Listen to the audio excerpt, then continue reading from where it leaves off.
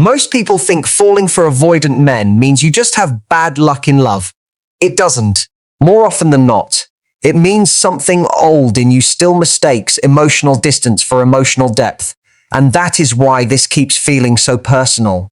Not because every man you meet is uniquely complicated, and not because you are somehow cursed to keep finding the same kind of heartbreak in different clothes, but because there is a wound in you that still hears inconsistency as hope, still hears hesitation as possibility, still hears I'm not ready and starts translating it into maybe later.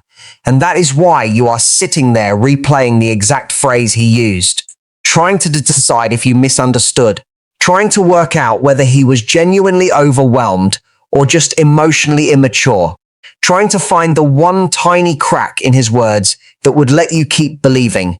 This was not rejection, only delay. But your body knows the truth before your mind admits it. Your body knows when you have been kept at arm's length. Your body knows when someone likes your warmth more than he likes the responsibility of loving you. And if you keep falling for avoidant men, it is not because your heart is foolish. It is because some part of you learned a long time ago that love was something you had to reach for, not something that simply reached back. Imagine you at 11 at night, phone face down on the nightstand, replaying the moment he said he just isn't feeling it in the same way, or needs space, or doesn't want to hurt you. And even now, even after the silence, even after the strange ache in your chest that arrives every evening, right when the day goes quiet, you are still trying to be fair to him. You are still trying to be generous in your interpretation. You are still saying to yourself, maybe he really is confused. Maybe he really does have limitations. Maybe he's just scared. Maybe the timing is wrong. And I understand why you do that. Because when you have an inner child wound, your first instinct is not to protect your dignity. Your first instinct is to preserve the narrative that keeps hope alive. Why? Because hope feels safer than grief. Why? Because if you can still explain him, you don't yet have to lose him. Why? Because if he is merely conflicted, then you can still win. And this is the part nobody's going to like hearing. The women who keep falling for avoidance are very often not addicted to the man. They are addicted to the moment before the man fully disappears. That tiny, painful magnetic window where they still think love can be earned. Here's the truth. There are 5 inner child wounds that make avoidant men feel familiar, and familiar is a dangerous thing when you have not yet learned to separate chemistry from self-respect. The first wound is the wound of earned love. Somewhere early, you learned that affection arrived when you were useful, pleasing, impressive, easy, low maintenance, forgiving, or emotionally intuitive beyond your years. Maybe love came when you got it right. Maybe warmth came after performance. Maybe being chosen felt connected to how well you anticipated someone else's mood. So now, when a man is open one day and distant the next, some old part of you doesn't see a warning. It sees a task. It sees a choreography you have known your whole life. If I can just say it better, be softer, be lighter, be less needy, be more understanding, then I can get back the warmth. And what is that if not a child's logic living inside an adult woman's love life? You think you're pursuing connection. What you're really doing is auditioning for consistency. And the tragedy is that the very skill that once helped you survive emotionally now keeps placing you in the orbit of men who benefit from your patience without ever rising to your standard. Let me be clear about one thing. Avoidant men often feel magnetic not because they are deep, but because they are intermittent. An intermittent affection is rocket fuel for an unhealed nervous system. A second wound is the wound of inconsistency. The child who never knew which version of love was coming through the door. Warm one day, distant the next. Attentive, absent in private. Kind when it suits them. Closed when you need something real. So when you meet a man who gives you just enough to feel him, just enough mystery to wonder about him, just enough chemistry to start building a future in your mind, your body can interpret that as intensity. But intensity is not intimacy. It is often just uncertainty in a sharper suit. Why does the avoidant seem unforgettable? Because your system is not responding to peace. It is responding to unpredictability. Why do you think about him more than the steady man who texted when he said he would? Because chaos creates echo. Consistency creates calm. And when you were raised on emotional weather, calm can feel oddly quiet at first. Not because it is empty, but because it doesn't trigger the old pattern. Here's what most people miss. A third wound is the wound of invisibility. The child who did not feel fully seen grows into the woman who mistakes being partially noticed for being profoundly understood. He remembers one vulnerable thing you said. He looks at you a certain way. He tells you you're different. He opens up just enough for you to feel chosen by his deeper self. And suddenly the bare minimum starts feeling sacred. One thoughtful message becomes proof of his hidden depth. One night of honesty becomes evidence of his full potential. One tiny glimpse behind the curtain becomes something you build a cathedral around. Why? Because when you were starved of being truly seen, a little recognition can feel like sunlight after winter. But you must be careful here, because avoidant men are often very skilled at giving moments. Moments are not commitment. Moments are not capacity. Moments are not a relationship. A man can be sincere in a moment and still be unavailable in the dynamic. He can mean what he says at 10 p.m. and still disappear from the standard of what you need by Wednesday morning. And if you are carrying that invisibility wound, you will often cling to the moment because the moment felt like proof that the whole man was in there somewhere. Sometimes he is. And sometimes he simply liked your warmth. I'm going to say something and some of you will disagree. A fourth wound is the wound of over-responsibility, the child who became the emotional adult too early. The one who learned to read tension, manage moods, prevent conflict, soften disappointment, clean up what other people would not handle. She becomes brilliant at empathy and terrible at boundaries. She becomes the woman who says, he's just been through a lot, before she says, this isn't enough for me. She becomes the woman who calls emotional immaturity sensitivity, who calls lack of effort confusion, who calls being kept in the wings patience. And this is exactly why avoidant men feel so compelling to her, because they activate the part of her that believes love is proven by how much she can carry without complaint. But think about what that really means. It means your self-worth is being measured by your tolerance. It means your dignity gets heavier every time you stay somewhere that asks you to abandon yourself just to keep the peace. It means you begin calling your own hunger too much simply because you got used to feeding everyone else first. That is not love. That is self-betrayal wearing the mask of compassion. Now, let me explain something slowly. The fifth wound is the abandonment wound, and this one is often the loudest. It is the wound that says losing someone means losing yourself. It is the wound that makes the threat of absence feel bigger than the reality of being badly loved. So when an avoidant man pulls back, you do not merely feel disappointed. You feel summoned. You feel activated. You feel as though some old emergency has returned, and now your whole body is trying to solve it before it becomes final. You want to text. You want to explain. You want to ask one more question. You want to clear up the misunderstanding that may not even exist. Why? Because a child who feared abandonment grows into an adult who often confuses pursuit with safety. But here is the thesis I need you to hear. The chemistry is not proof of love. It is often proof of an old wound. That sentence matters because it changes the narrative. It means the man is not automatically your soulmate because he is difficult to forget. It means the pull you feel may say more about what hurt you than about what suits you. And once you see that, the entire dynamic begins to change. Picture this. You meet someone who is charming, present, curious. He leans in, then leans back. He comes forward, then goes distant. He tells you he has feelings, then says he is not ready. He gives you intimacy without structure, warmth without clarity, a kind of closeness that lives entirely in potential. And because of those inner child wounds, you don't immediately call it what it is. You call it nuanced. You call it complicated. You call it bad timing. But what you are actually responding to is the old script.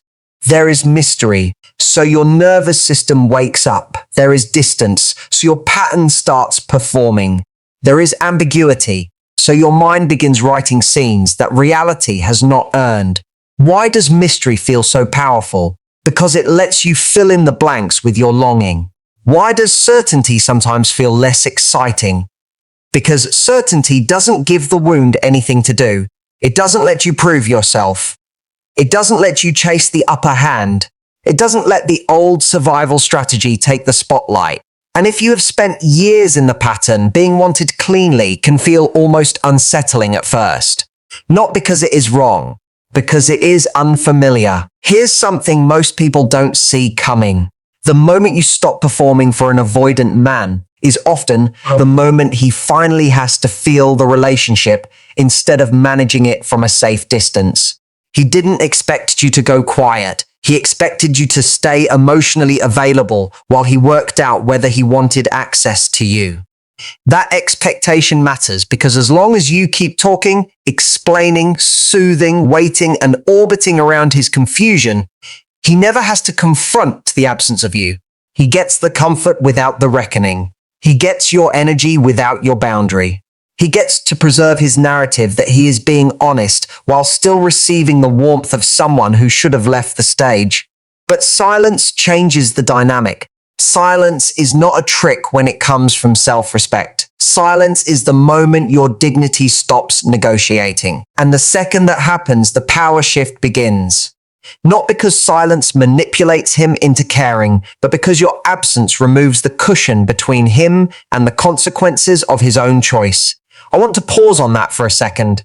What does he actually experience when you stop chasing? He experiences himself. That is the part so many women miss. When you stay in the orbit, he can keep relating to you through control, through distance, through selective contact, through the careful management of how much access you get. But when you reclaim your energy, he is left alone with the echo of his own behavior. He didn't expect you to hold the boundary. He expected you to call his ambiguity depth and remain close enough to want, far enough not to claim. And when you don't do that, something deeply uncomfortable happens. The story he was telling himself about the breakup, about the timing, about his limitations, about how kindly he handled things begins to wobble. Why? Because your silence removes the applause from his narrative. Why does that matter? Because many avoidant people function best when they never have to sit still in the emotional aftermath of what they create. Your absence forces stillness. And stillness is where the mirror appears. Think about it like this. He thought he wanted space, but what he often wanted was reduced responsibility. Those are not the same thing. Space sounds noble. Reduced responsibility is what it often becomes when someone wants the emotional benefits of your warmth without the weight of choosing you fully. And when you are still there, still kind, still receptive, still answering, he can keep 1 foot in and 1 foot out without ever really feeling the void. But once you are gone, the room changes. This is where that image matters, so stay with me. He thought he had stepped off a crowded stage into freedom, but what he actually walked into was an empty theater. At first it feels bigger, more air, more room. Then the silence settles, then he hears the echo. Not your voice, his own, the lines he used, the distance he created, the warmth he was offered and did not know how to hold. Then the empty stage stops feeling like freedom and starts feeling like exposure. The spotlight is still on, only now there is no one opposite him to absorb the scene. And in that strange theater of his own making, the absence of you becomes louder than your presence ever was. Here's what's actually happening underneath all of this. The avoidant is often most comfortable when intimacy remains theoretical, desired but not fully lived, admired but not fully chosen.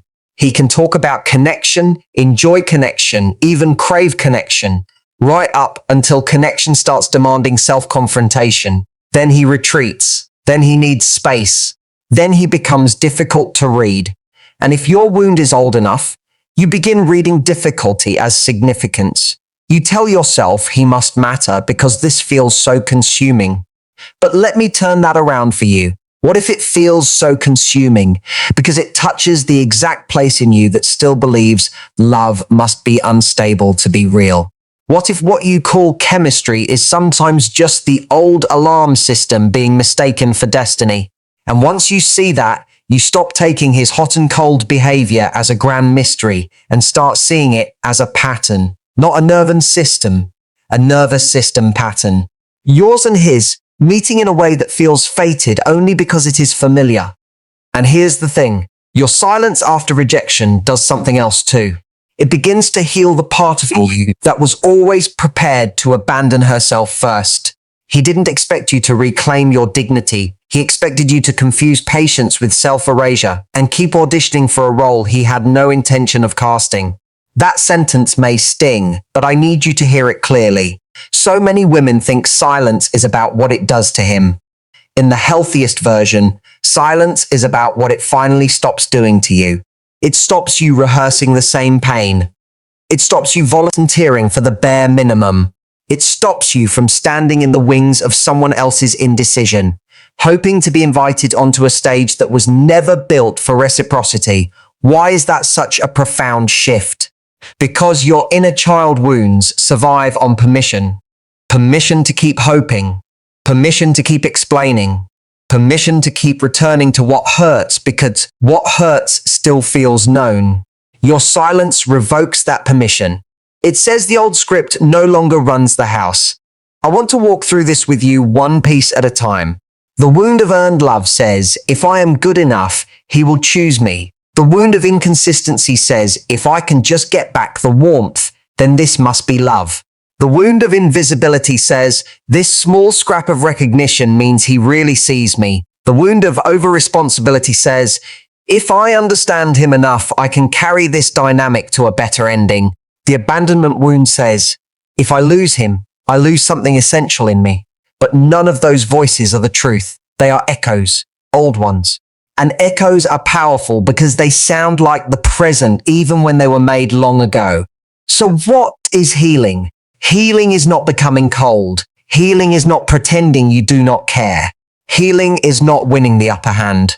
Healing is hearing the echo and refusing to build your future around it. That is self-respect. That is dignity. That is the standard. And when those three things return to the center of your life, avoidant men do not stop existing. They simply stop feeling like home. Here's the part nobody's going to like hearing. Some of the pain you feel over avoidant men is not just pain about them. It is grief over how long you have been negotiating against yourself. It is grief over how many times you have called your intuition insecurity. Grief over how often you have accepted uncertainty because certainty felt too unfamiliar to trust. Grief over how many times you let someone keep you in an orbit that looked romantic only because you were doing all the emotional labor required to keep it moving. And grief is sobering because it shows you the cost, not just the cost of him, but the cost of the pattern, the lost time, the drained energy, the slow erosion of self-worth that happens when you keep offering warmth where there is no real container for it. And no, that does not make you weak. It makes you human. But being human is not an excuse to stay in the same choreography forever. I need you to notice something. The woman he rejected is not necessarily the woman you become after the silence. This matters more than you think. So often after a breakup or after a soft dismissal, the mind keeps arguing with the past, as though the goal is to be retroactively chosen by someone who did not have the capacity to value you properly at the time. But if you use this period well, truly well, the self he left behind will no longer be there when he looks back. Why? Because she is changing. She is becoming more honest about what she wants. She is becoming less available for half love. She is becoming less impressed by mystery and more interested in substance. She is becoming willing to let discomfort exist without immediately rushing to solve it. And that last one changes everything. Because women who heal these wounds stop seeing silence as a void that must be filled. They begin seeing it as information, very important information. Information about whether they can be with themselves long enough to hear what the pattern has been saying all along. Let me be clear about something. If he comes back, that is not automatically a reunion. Sometimes it is just a comeback attempt from someone who misses your availability more than he misses your actual presence. How do you tell the difference? You watch what he does with the standard.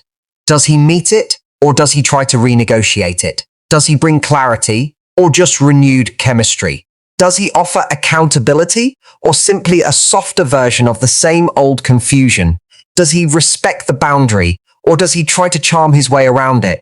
These questions matter because healed women stop treating contact as meaning. Contact is not meaning. Contact is data. A text is not transformation. A late night apology is not capacity. A vague "I've been thinking about you" is not evidence that the dynamic has changed. He didn't expect you to require more. He expected warmth to reopen the door before responsibility arrived. And when you do require more, when your self-respect is no longer up for bargaining, that is when you find out whether he was interested in you or interested in access. I'm going to say something else that may unsettle you at first. The reason avoidant men can take up so much space in your mind is that they leave the emotional sentence unfinished. There is no clean full stop. There is an ellipsis. There is a maybe. There is a half scene with no final line. And the human mind hates unfinished emotional business. It keeps circling. It keeps trying to write the missing ending. That is why you can know someone was wrong for you and still feel pulled back into the orbit. It is not always longing. Sometimes it is unfinished narrative. But you cannot heal by finishing his sentence for him. You heal by writing your own. You heal by saying, "This did not become what I wanted, and I will not stay in the wings waiting for a man to discover that my dignity should have mattered sooner."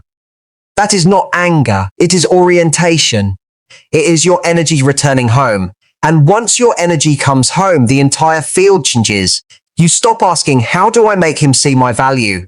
You start asking, "Why was I willing to stand where my value was not obvious?"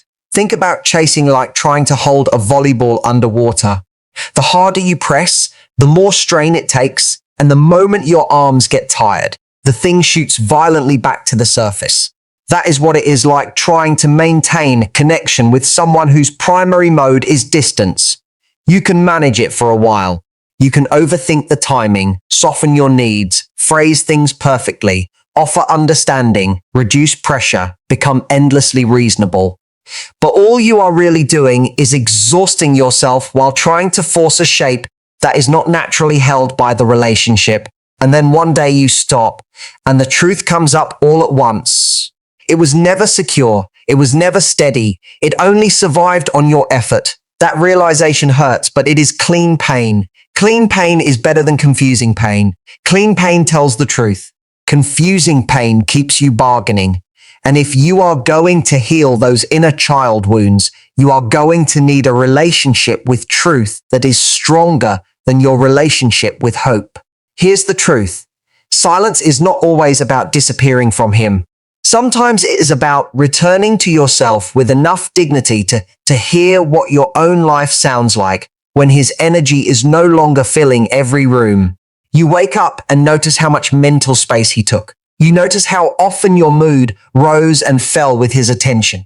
You notice how much of your self-worth was quietly tethered to being chosen by someone emotionally unavailable. And that is humbling. But humility is useful. Humility tells you where the work really is. Not in decoding him forever, in reclaiming yourself. Reclaiming your mornings. Reclaiming your body from that anxious waiting.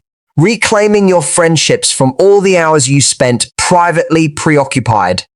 Reclaiming your attention from the little theater in your mind that kept replaying the breakup and editing his lines. This is what real magnetism looks like, by the way. Not pretending not to care, not performing mystery. Real magnetism is a woman whose energy is no longer organized around someone else's indecision. Now let me explain something slowly. A healed boundary is not dramatic. It is not icy. It is not theater. It is not you trying to get the upper hand by pretending you have no feelings. It is simply a line that self-respect will no longer cross. That is all. And because it is so simple, it can seem almost too quiet to matter. But quiet changes lives. The woman with a healed boundary does not say, "I must never feel attached again." She says, "If attachment asks me to abandon my dignity, then attachment is not safe for me in its current form." The woman with a healed boundary does not say, "I will never give anyone another chance." She says, "A second chance without a changed dynamic is just the same wound wearing a cleaner shirt." The woman with a healed boundary does not need to punish. She only needs to notice. Notice the pattern.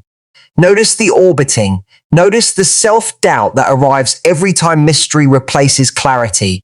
Notice the sudden shrinking of your standard whenever chemistry enters the room. That noticing is powerful because it interrupts the old script before it becomes your life again.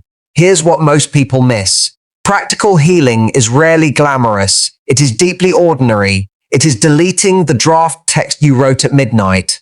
It is moving your body when your chest wants to collapse inward.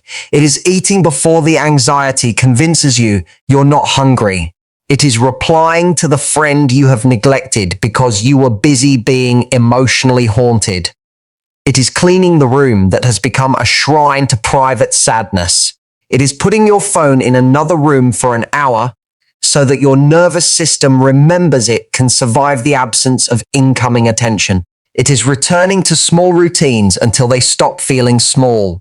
Why do these things matter? Because wounds heal through lived evidence, not slogans. Your body has to experience that you can feel longing and not act on it, that you can miss him and still protect yourself, that you can be in the void and not rush to fill it with his name. Every time you do that, you weaken the old pattern. Every time you do that, you build self-worth in a language the body actually understands. And here's the thing. You do not have to become cynical to stop falling for avoidance.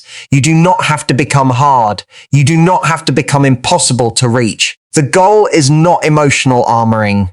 The goal is discernment. Warmth with discernment is one of the most beautiful combinations a person can have, because now your kindness has a boundary. Your openness has a standard. Your generosity has self-respect standing beside it like a quiet guard at the door. That is why healed women feel different in relationships. Not because they play games better, but because they no longer hand out permission for confusion to live where clarity is required. They can still be deeply loving. They can still be soft. They can still be moved. But they are no longer available for the bare minimum, and that changes who can stay. I want you to hear me on this. If you keep falling for every avoidant you meet, the answer is not to study avoidant men forever. There is some value in understanding the pattern, yes. But beyond a point, that becomes another form of orbiting, another form of making his inner world the spotlight while yours stays waiting in the wings. The deeper work is to ask, what in me still finds distance compelling? What in me still believes I must earn the return of warmth? What in me still feels more alive in uncertainty than in peace? Those are uncomfortable questions, but uncomfortable is not bad. Uncomfortable is often where the power shift begins, because when you ask those questions honestly, you stop making this a story about one man, or 5 men, or every breakup. You start seeing the pattern at the root. And roots can be healed, slowly, gently, repeatedly, but only when you stop decorating the branches and start telling the truth about the soil. Here's the truth. The day you stop taking mystery personally is the day your life becomes much calmer. A man's inability to meet you is not an invitation to diminish your standard. A man's emotional immaturity is not proof that you should become easier to keep. A man's confusion is not a stage on which your self-worth must audition. And when you finally see that, something almost miraculous happens. The exact behavior that once felt magnetic begins to feel tiring. The exact ambiguity that once pulled you in starts to feel familiar in the wrong way. You begin to sense the pattern earlier. You notice the gaps. You feel the weight sooner. And because your dignity has come back online, you no longer call those signals chemistry. You call them information. That may sound unromantic, but it is actually what protects real romance. Because the right kind of love does not need you to ignore yourself in order to feel it. Think about it like this. Love should not feel like standing outside a locked house, hearing music inside, and convincing yourself the fact that you can hear something means you belong there. That is not belonging. That is proximity. Many women with these wounds become experts in proximity. Close enough to feel, not close enough to be held. Close enough to hope, not close enough to rest. Close enough to imagine the reunion, not close enough to build a real relationship. And because proximity can be intoxicating, it can take years to admit how empty it is. But the moment you do admit it, the whole structure starts collapsing in a useful way. You realize you were never asking for too much. You were asking the wrong person. You realize your needs were not the problem. Your permission was. You kept giving access where there was no accountability. You kept lending warmth to a man who called that warmth pressure the moment it asked him to be consistent. That is why this change matters. It restores the link between self-worth and choice. And let me be clear about one final thing before we close this out. There may come a day when he thinks about you, misses you, wonders about you, even regrets what happened. That is possible. Your silence may become a mirror he cannot easily look away from. The empty theatre may still echo. The stage may still feel colder without your warmth in it. But that cannot be the reason you heal. If you make his reckoning the goal, then even your silence is still orbiting him. The real victory is subtler than that. It is that your life stops being paused by people who do not know how to hold it well. It is that the child in you who once believed love had to be earned begins to feel, perhaps for the first time, that love can also be steady. It is that the woman in you stops volunteering to be a second choice in someone else's narrative. It is that your standard becomes so clear that confusion has nowhere to hide. So if you are in that place now, if you are staring at your phone, replaying his words, trying to decide whether to send one more message, let this be the thing someone says to you clearly. You do not need one more explanation from someone who already withdrew the clarity you deserved. You do not need to prove how understanding you are.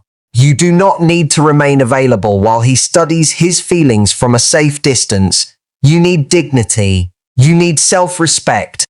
You need a boundary strong enough to interrupt the old pattern long enough for a new life to begin. The chemistry is not proof of love. It is often proof of an old wound.